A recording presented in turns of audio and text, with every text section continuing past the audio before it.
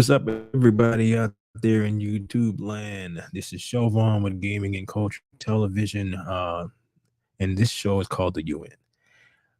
I'm a little late, like 45 minutes. So, like everyone in the neighborhood, I don't know what's going on today. It's like everyone in the neighborhood decided to make noise today, and I'm like, all right, well, okay. So screw it. I'm just gonna do it anyway. If you hear anything in the background, it is what it is. So welcome. And I'm flying solo this I'm flying solo this week. My compadre today, Elton is not able to join me today. So let's see how this goes. All right. We're gonna talk about a few things. Mostly about the issues that are happening at Marvel today. Well, not just today. Like Marvel has been having issues for a minute now, and it's like kind of culminating in this sewage of crap. So, all right, let's talk about our first topic of today.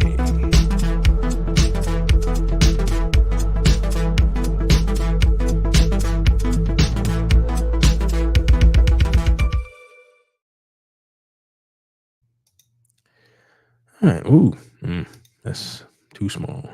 Okay. All right. All righty. Mm. All right. Today we're going to discuss Blade. There was an article that came out in Variety discussing what's going on at Marvel right now. The Blade script, like it went through like five different scripts, and one of which they were going to do a movie named Blade that didn't actually star Blade. So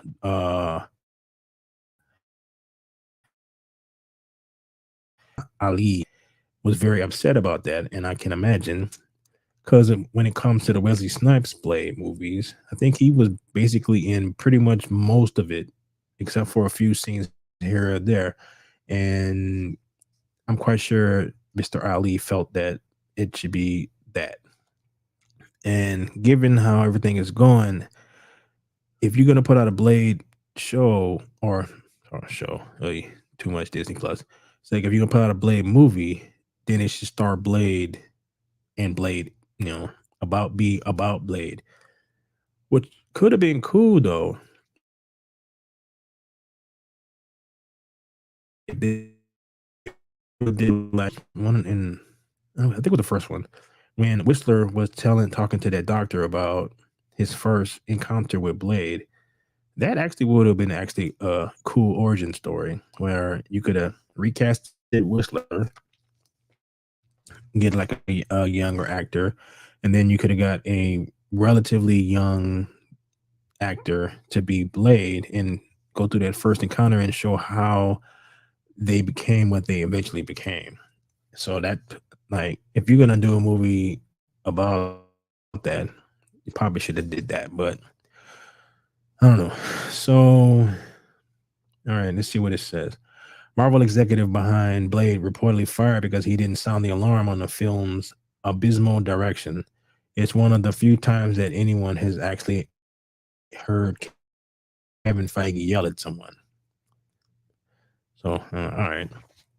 In a development which, if true, would be one of the most surprising things to come out of the Marvel Cinematic Universe in recent memory, a new report has claimed that the Marvel executive responsible for their Blade reboot has been sacked for intentionally lying to studio boss Kevin Feige about just how truly disastrous the film was shaping up to be.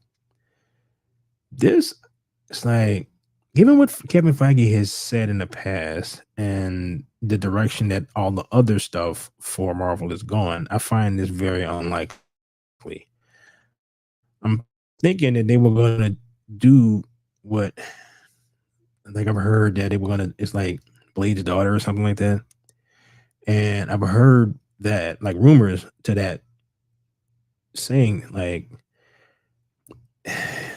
he was gonna be like the new like Whistler for her or something like that, like the sidekick, and it was gonna be a bait and switch where it would have been mostly about her.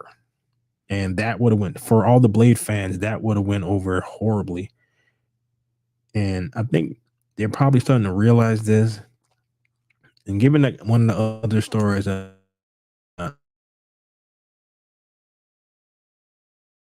this strong woman kind of thing that they've been doing in all their movies is not working. And I don't think Kevin Feige is opposed to throwing people under the bus. So, all right. Though word that the Daywalker's next cinematic outing would be anything but quality has been raised over the past year by multiple scoopers, it was brought to more widespread attention courtesy of Variety's Tatiana Siegel. Yeah, and that's the article that I was talking about in Variety.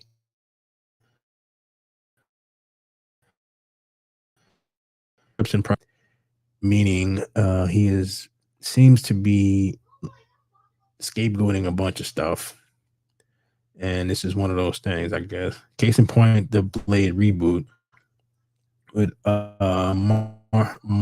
Mahershala Ali signed up for the role of the vampire. Things were yeah, people were actually excited when he was announced, and if they would have did a proper Blade movie.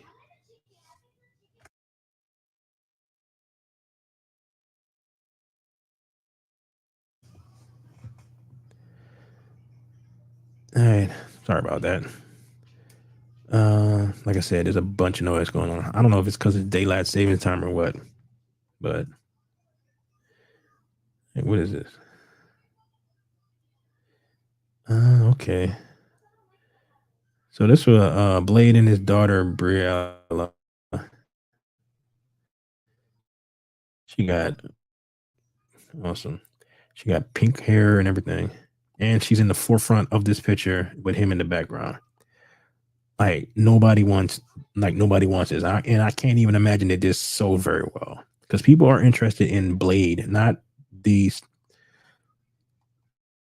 They're pushed to the front, and this is what Marvel's problem is they keep trying to create these new characters that have no depth. They're very shallow. I'm quite sure she's probably very bossy and all that thing, like very Karen like, and they think that if they just shove it in your face enough, then you will accept it. And people aren't. So instead of going, hey, people aren't messing with this, maybe we should try a new route. No, they just blame the fans. So all right.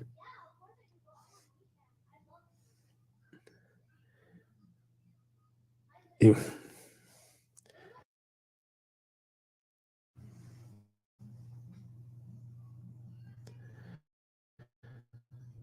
Speaking to the topic of Blake.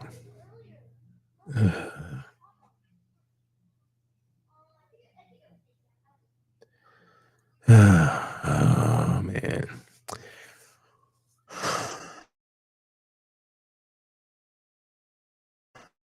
Be fun. Hold on.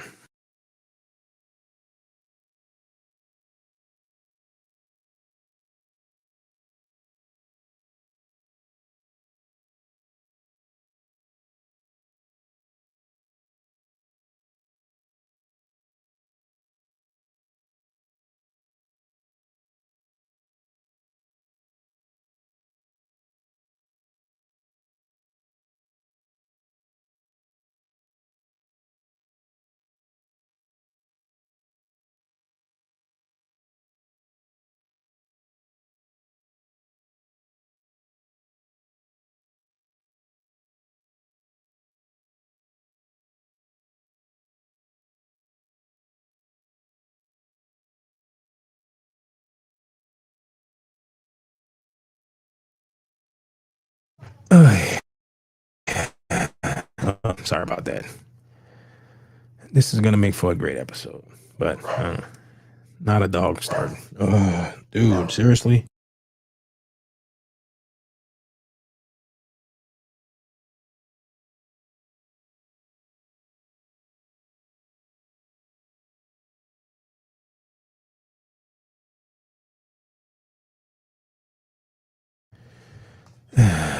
So I'm already 45 minutes late, and everyone is still continuing to make copious amounts of noise. All right. Oh, all right. So anybody who was remotely interested in it is probably tuned out by now. So I guess I'm fully on my own. The joys of YouTube. All right. Speaking. All right. Where was I? It was in light of this supposed revelation that independent film reporter Jeff Schneider would make a discovery on his own. Speaking to the topic of Blade during the November 1st episode of his and film critic John Ruka's The Hot Mic live show, Schneider informed his co host that while he was unsure if Siegel's description of the film's current state was 100% accurate, he was aware that the executive who was working on Blade basically tried to obscure what was going to be in this draft from the film's writer, Stacy. Okay, I'm not trying to, I can't pronounce that. He's either tried to intentionally obfuscate what the draft was going to entail, said Snyder. Another source put it, he didn't sound the alarm on the process and what trouble the project was in. All right. To this end, the reporter then divulged, and they've been, I'm told, oh, he was fired. It's like, I'm not exactly, what did the dude think was going to happen?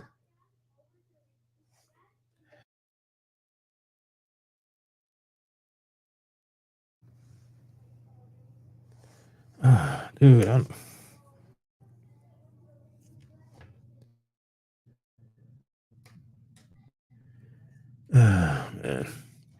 He further detailed how, okay. My source said, you know, Marvel didn't commit on anything like this, but they said it's one of the few times that anyone actually ever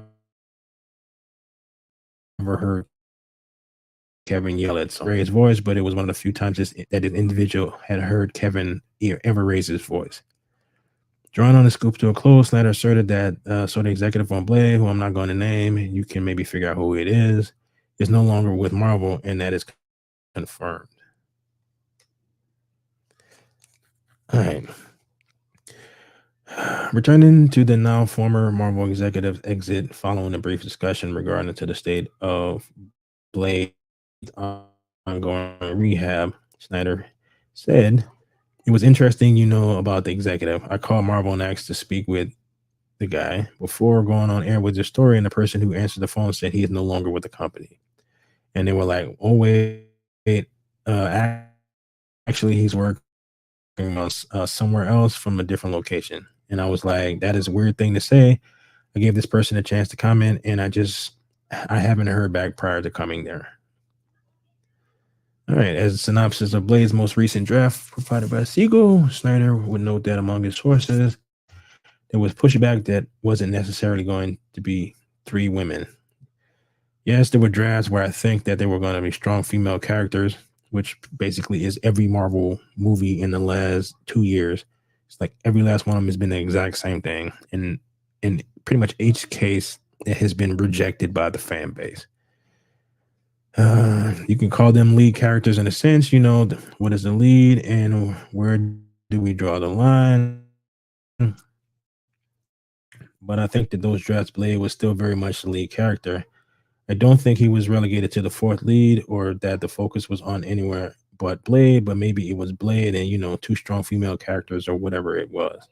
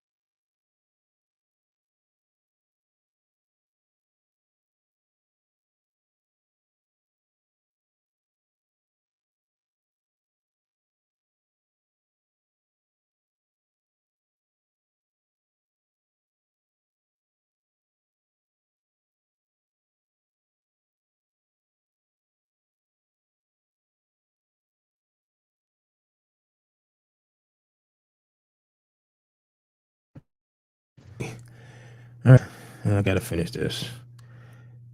You know what? I kind of have to go with Marco Starberry. Blah blah blah. He's seen all the drafts. He ultimately argued that while making reference to the name screenwriter's recent denial of Siegel's report, I don't know which writer he was in the process. I think that they're number six. Wow, six writers. The, how hard is it to tell a damn Blade story? Just people like the first two make something like that. It's very simple. But apparently that seems to be a difficult thing at the mess that is Marvel right now. Okay. So three, but it seems a little far fetched and a little outlandish, but I don't know. I don't have Tatiana's sources. Every movie that they have released,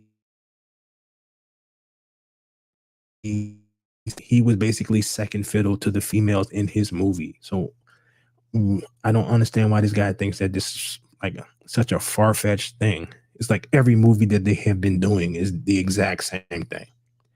They did that with the Eternals. They did that with Shang-Chi. They did that with Loki. They did that with Moon Knight. Moon Knight was basically there, and he was pushed to the sideline by the female character that nobody ever heard of, and he's doing it again over and over and over and over and over again. So I don't know why he's surprised by this. All right, so I think that's for that article. It's like sometimes I don't think Marvel wants to make money because no, like the comics are like this. The comics they're basically making everyone bisexual. So if you make everyone bisexual, then everyone becomes the same, and then it's this. So your complaint was everyone was the same. So you just made everyone the same in a different way. So I don't know where the diversity in all of that is. Like the only thing that seems to be different is the skin tone, but if you make everyone think the same, act the same, talk the same, it's the same thing. So, all right, and another article that I saw. Let me clear that out. Was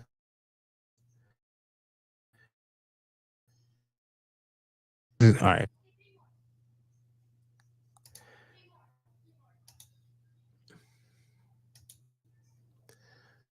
All right. This.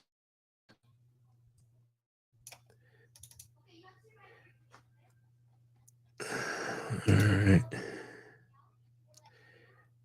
This is Echo. All right. She doesn't look like this in the comics, which is you know, not surprising for Marvel. Um, everything that I'm hearing about is exactly like this. Representation was extremely important to the series, reveals characters' background and powers completely change. Different. Your focus completely on her like what her diverse stuff is. All right. Sydney Freeman. Plan representation is extremely important to myself and everyone in the crew. Nobody cares. You have done this so many times that nobody cares. And Marvel doesn't care because they're going to release this entire thing in one go. So, all right, let's check out the trailer.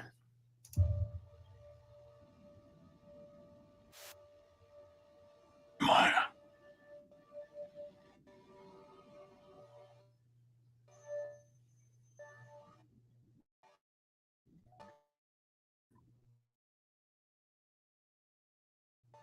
I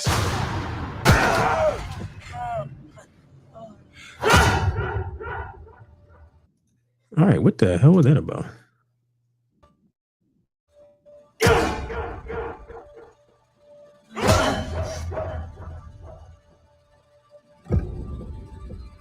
Don't be afraid.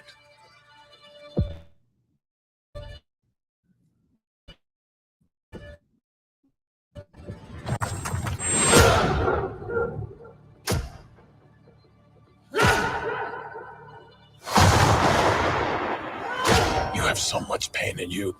You, you,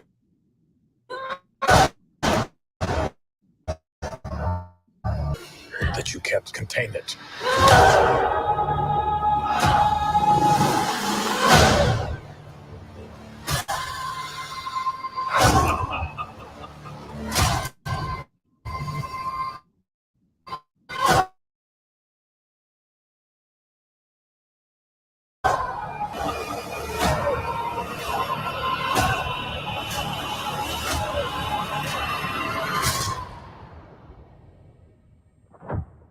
You and I are the same.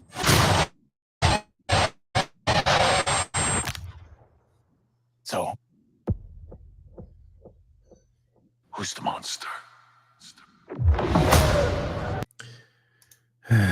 Okay. All right.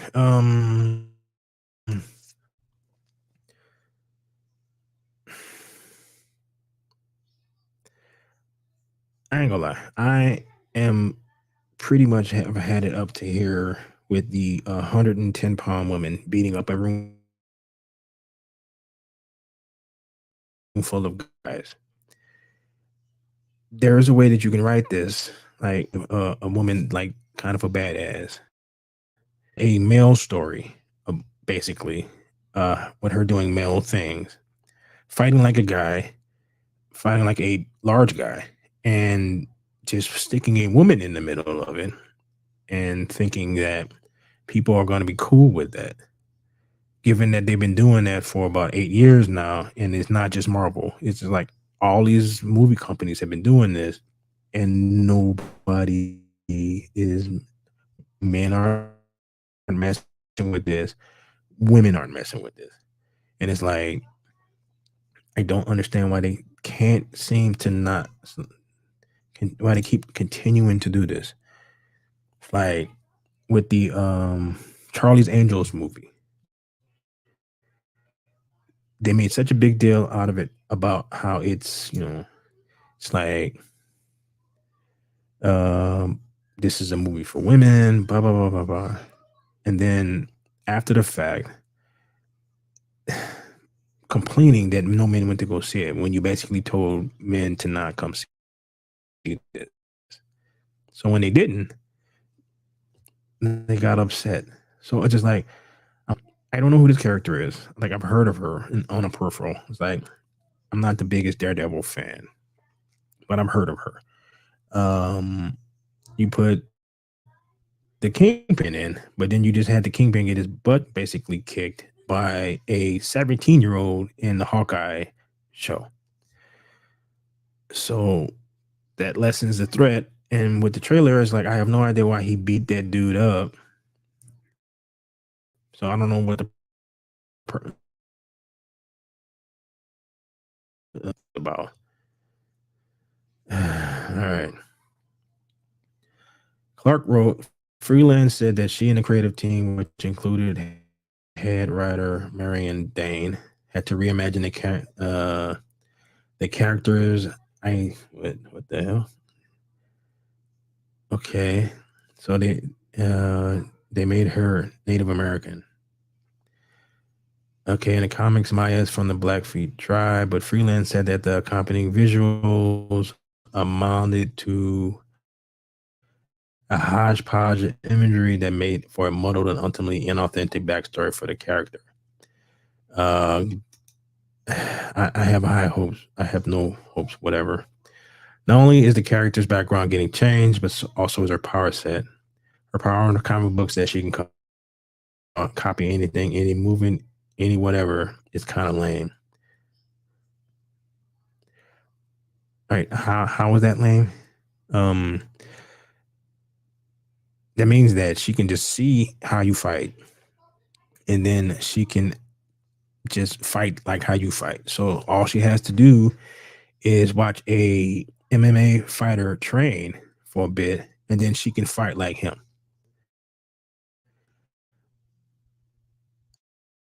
I'm not sure how that's lame, but she probably knows better. Let's see. I will say that is not her power. So you're gonna come up with something that's gonna be stupid.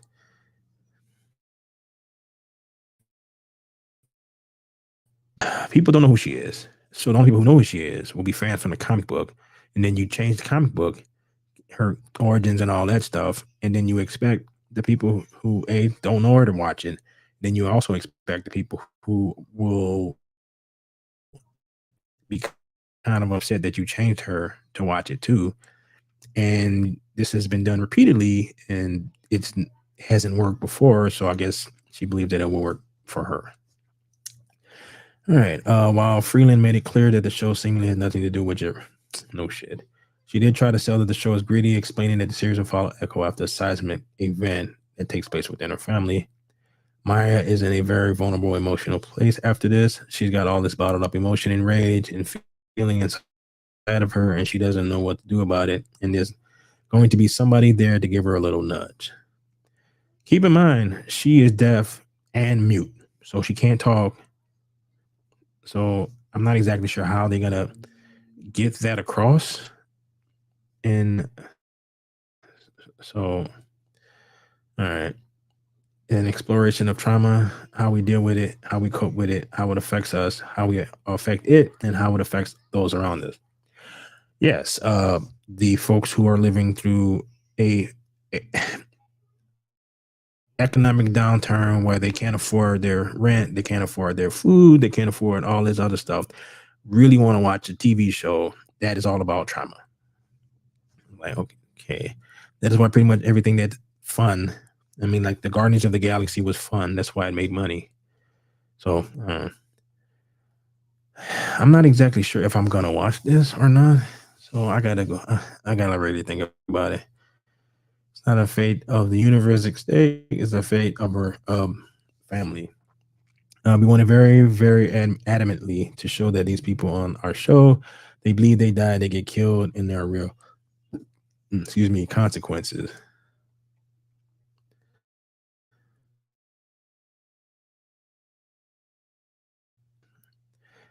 She's pursued by Fisk, criminal empire. When the journey brings her home, she must confront our family and legacy, along with Cox and okay,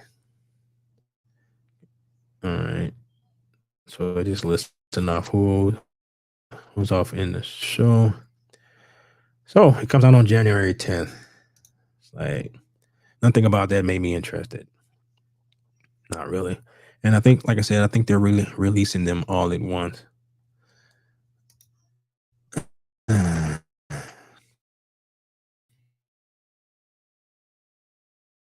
Actually, for Deadpool and uh, Deadpool and for like Daredevil. All right, it's like it's gonna it was the trailer was very bloody. I'll give it that. So let's see, it's venturing into more mature territory with Echo, which da, da, da, da. So, the series will be Marvel Studios' first to get the MTVMA rating in its first debut and simultaneously on sister streaming service Hulu. In some ways, it looked like a successor to Daredevil. No, no, it's not.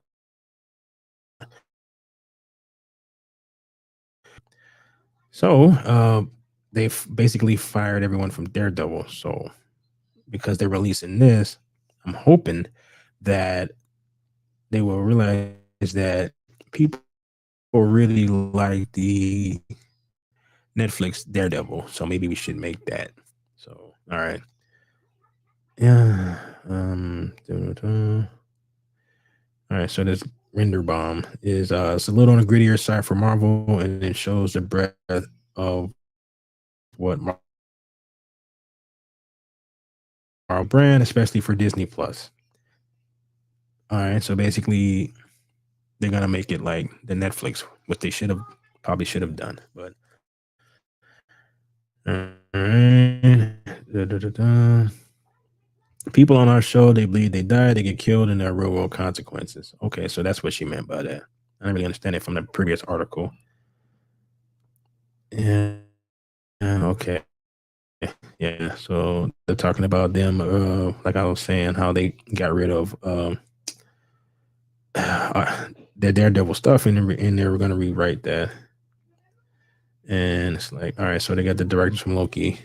Given how Loki has been, I'm not too tonally. The footage screen for press hints had hints of Daredevil, Breaking Bad, and John Wick, and in some ways, was like Marvel's version of a cable drama rather than MCU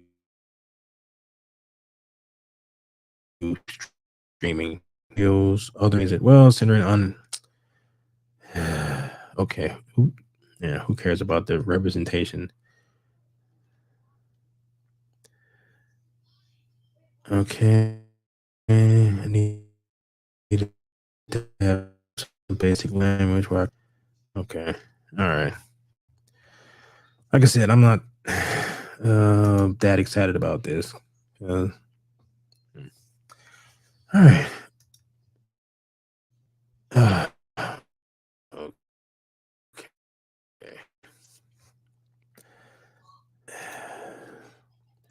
All right. I think I'm just going to cover Loki a little bit and call it a night because this episode has been interesting. All right. So let me share this. It's not really too much interesting to talk about in terms of it's like when I look on all right, when I look on like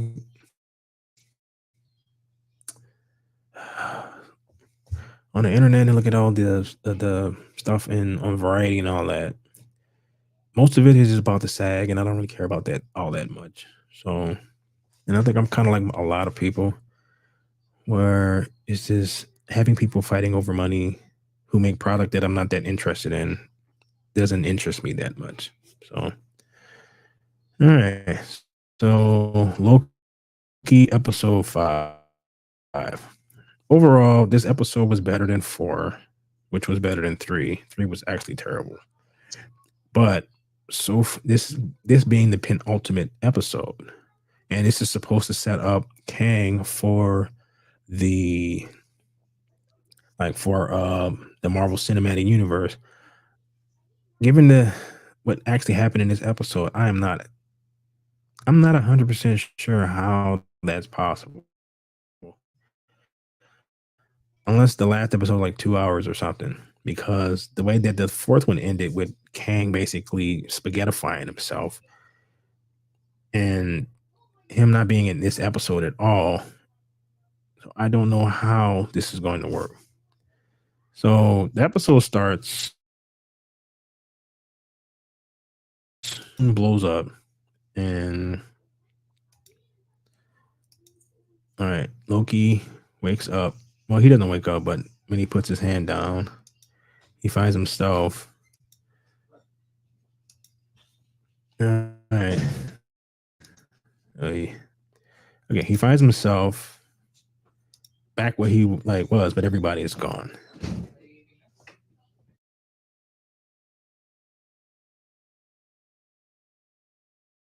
Okay, so all right, so he's walking around a TVA. He sees himself in the past. Well, he sees himself in the future. All right, so and then he picks the TVA book up, puts it in his pocket, and then everything spaghettifies. Okay.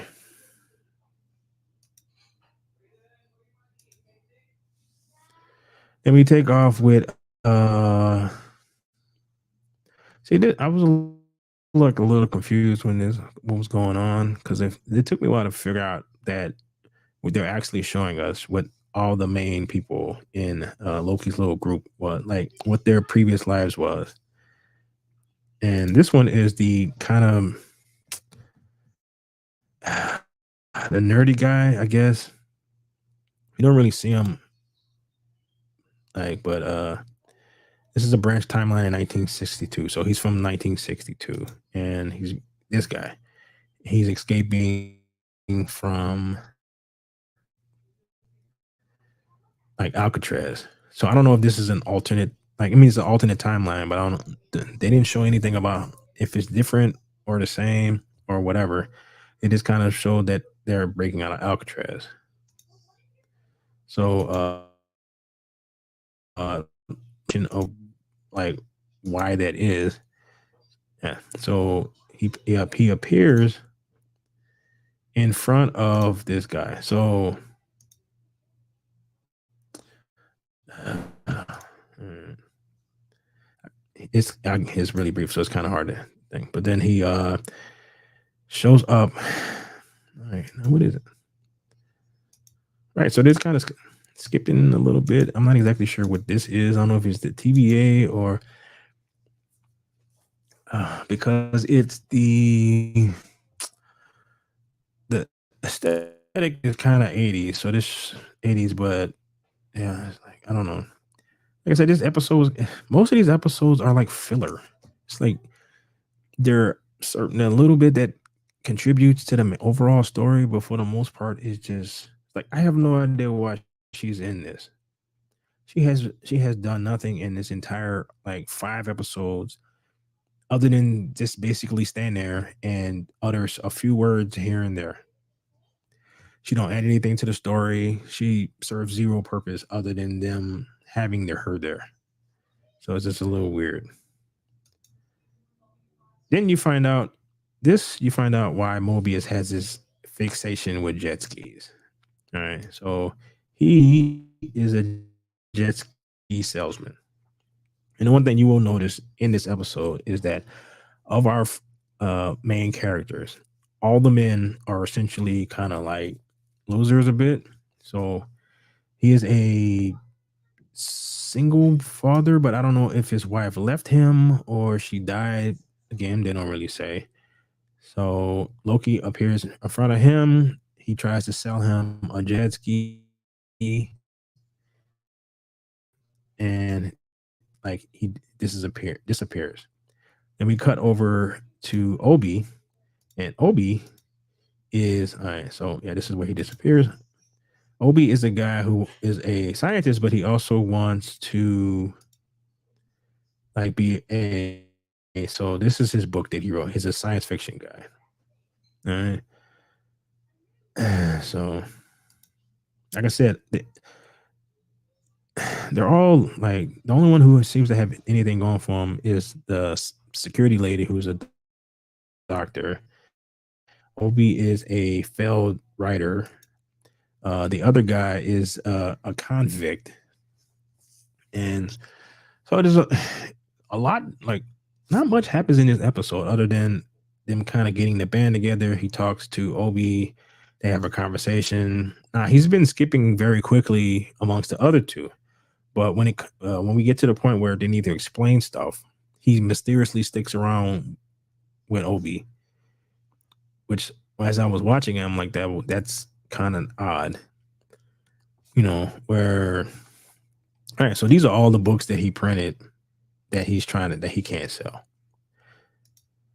So he is a like I said, they go on this long talk and Obi kind of explains to him kind of what's happening to him. So it went on a while for the episode. I mean, the episode is not that long. So as compared to his time with the other characters. So eventually they talk about the time skipping and why he's showing up with the other characters and how he needs to get back to the TVA. And the TVA doesn't actually exist anymore, but it does exist. It's just they gotta find it. And Obi figures that if he gathers everyone together, then he can use that to, I guess, triangulate where it is, and then they can go back to the thing. But another one of the things that I'm skipping because he is time skipping two certain people at So part of him is real is in control, but I guess like subconsciously, I guess. So the conscious his conscious level is can't control it. So he even appeared briefly in front of the McDonald's that Sylvia works at. So like I said, this goes on, and eventually he realizes because he says, "I need to do this," and then he like, but they can't figure out how to actually make this happen. And so he picks up, like I said, he picked up the TVA pamphlet. I mean, the owner's like the manual before for no apparent reason because he just put it in his pocket, and then he realizes that he had it in his pocket. So it's very convenient for this situation that he did that. Now, I do like the fact that even in the his main spot that he works in the TVA looks like this. So it seems that there's some bleed over for for some of them from their past lives. All right. Like this is a lot of bleed over because this is basically what his space in the TVA looks like. The the secretary, I don't know what the dude does, but the other guy, who's the criminal, he didn't seem to have any bleed over at all, and neither did the security lady. But Mobius was still fixated for, so it's kind of weird. It's a little weird, but this goes on for quite a while. So he skips again, and this he goes back to Mobius. All right, they have a conversation. You meet his bad children, and you find out that the mother is gone. I don't know if she left or she died. I don't know. They don't really say. So he's trying to convince him that he has to come with him. Uh, Like at this point, they have no means for him to do so. But all right, they talk. He tries to sell him. At some point, he tries to sell him a. All right, so he tries to sell him his old. Like, I guess he's always in salesman mode, and he's trying to convince him to come with him. But he's like, I can't leave my kids. You know, it's like, all right, what we good to. Okay, so all right. Okay, so they Obi shows up with the little portal thing, which even though Loki just left him, from Obi's point of view, this it's been like 18 months. So all right, he figured this thing out with his again. It reminds me of the thing with Kang before Victor Timely is given the time period that they're from, the fact that they have this power source that can power this, like the technology of the time should not allow that to happen. But you know, I'm being a little anal about that. So again, more conversations. You need to come with us. So he just goes to collect the other guy. So they made it to the beach. He brought him to Obi's thing, and then eventually he goes to go talk to Sylvia because at this point I think he talked to the did he, talk, did he talk to the security lady yet? I'm not sure if he did. Yeah, he did. So we picked up the security lady. Like I said, I have no idea why they even brought her over from the previous season because she serves zero purpose in this show. So, all right. The thief steals, like he steals this particular bit.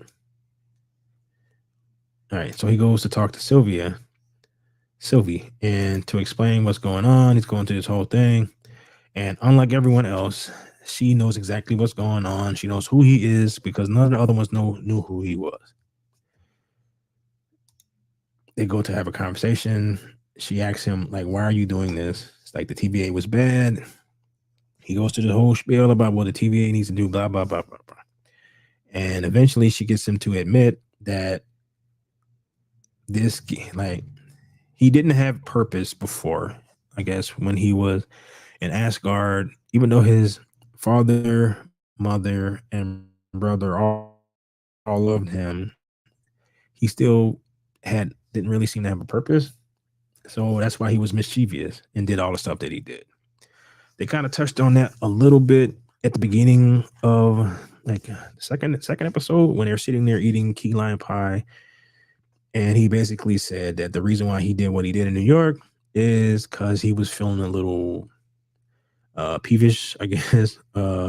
He was trying to annoy his family or something. So he killed millions. He killed people to stick it to his brother or something. I don't know. So she gets him to realize that he misses his friends. So he gets all misty eyed, even though his only friend really is Mobius. He barely knows Obi. He doesn't really talk to the prisoner dude, and the security lady has hit him in the head repeatedly. So she's kind of like his jailer or something. So they go through the whole thing. Like this, we are a bit through this, and not much has happened because not much has happened in the show. So they're trying to figure out what they need to do next. So he comes back and says that Sylvie is not going to help, and that they should all go back to their lives, because that's basically what she told them. It's like they got their lives back, so therefore you should let them live their life instead of making them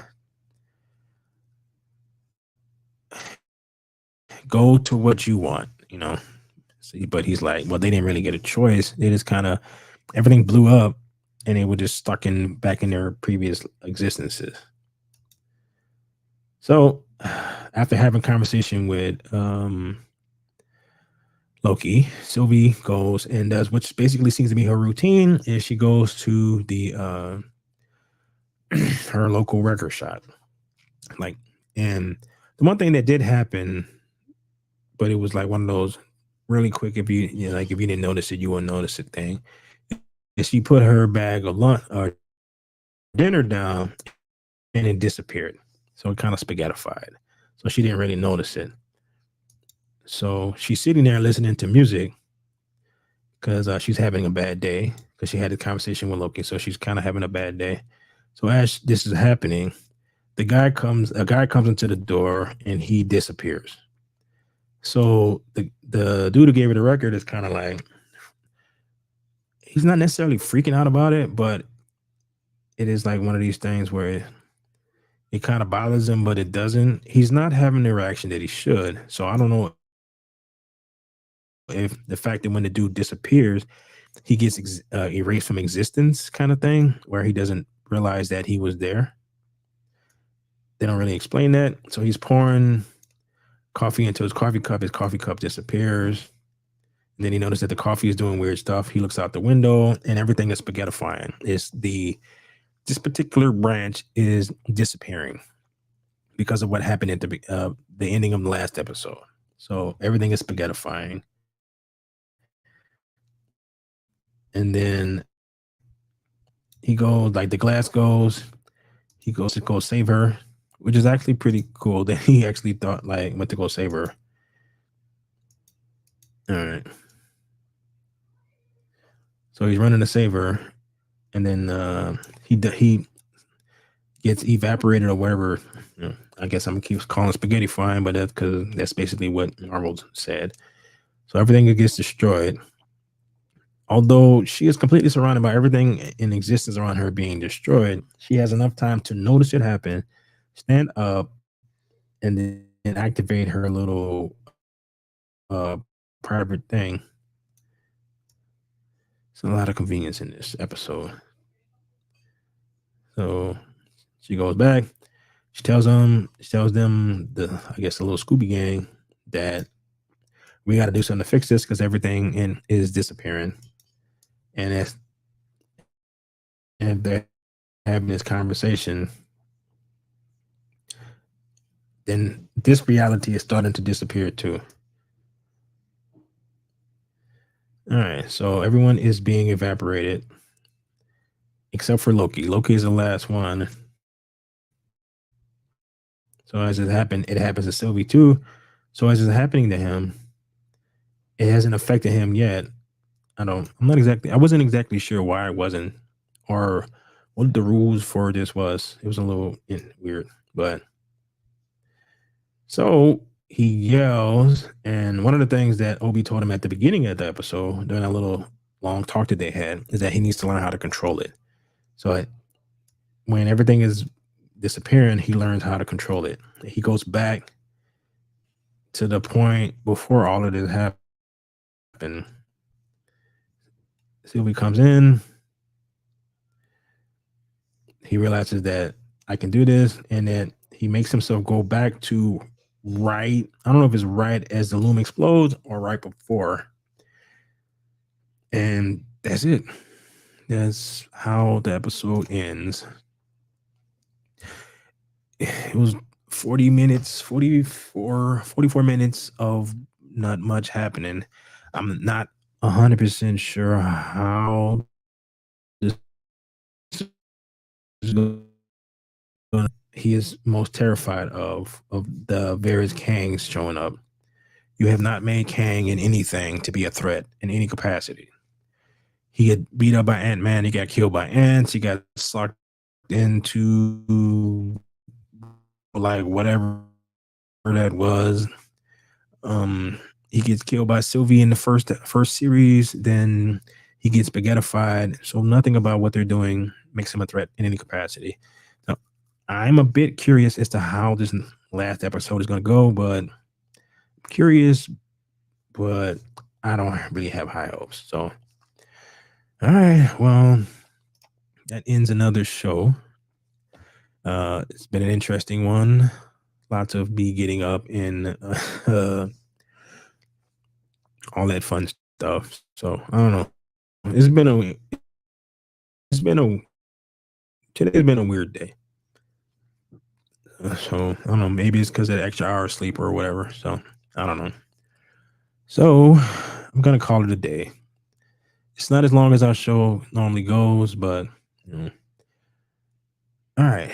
Thanks if you are tuning into this and you got through all the various things that happened during my little thing today.